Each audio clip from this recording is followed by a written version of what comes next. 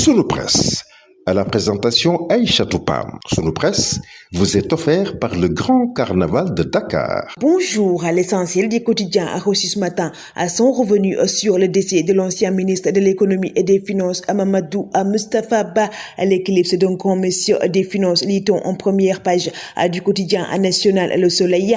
Le natif de Nioro a succombé déçu d'une courte maladie à Paris à l'âge de 59 ans. Le président Bassirou Diomaye Faye exprime sa tristesse.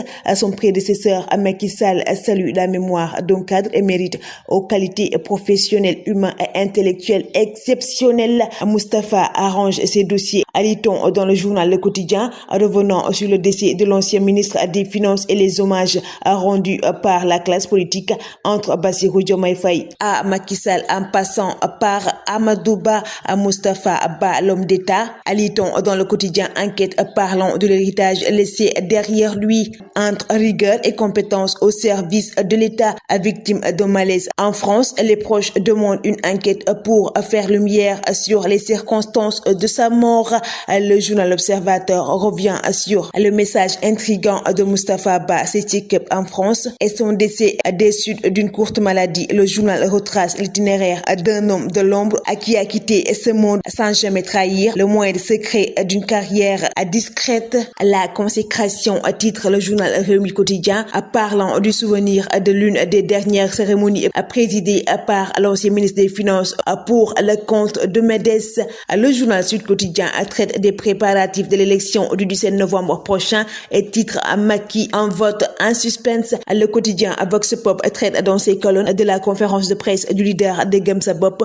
Bougane solde ses comptes avec Sonko. Il tire sur le ministre de l'Intérieur, le patron de la gendarmerie et le procureur de Tamba qu'il accuse d'avoir agi en vrai militant de Pastef.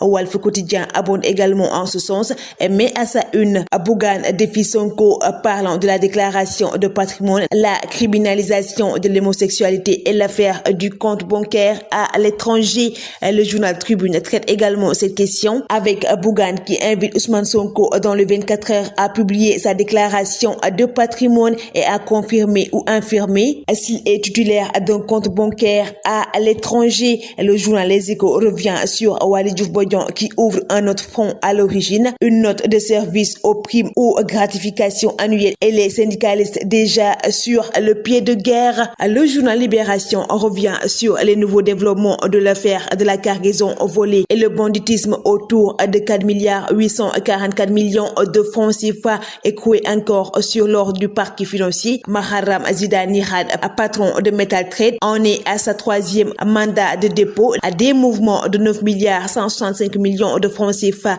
retracés dans son compte ouvert à BIS. Les lionceaux sur le toit de l'UFOA, lit-on dans le journal Record, mené à la mi-temps 2-0. Ils ont réalisé un formidable remontée face aux Aigles du Mali et qu'ils ont fini de dominer au tir au but par 5-4. Le Carnaval de Dakar célèbre le riche patrimoine culturel africain.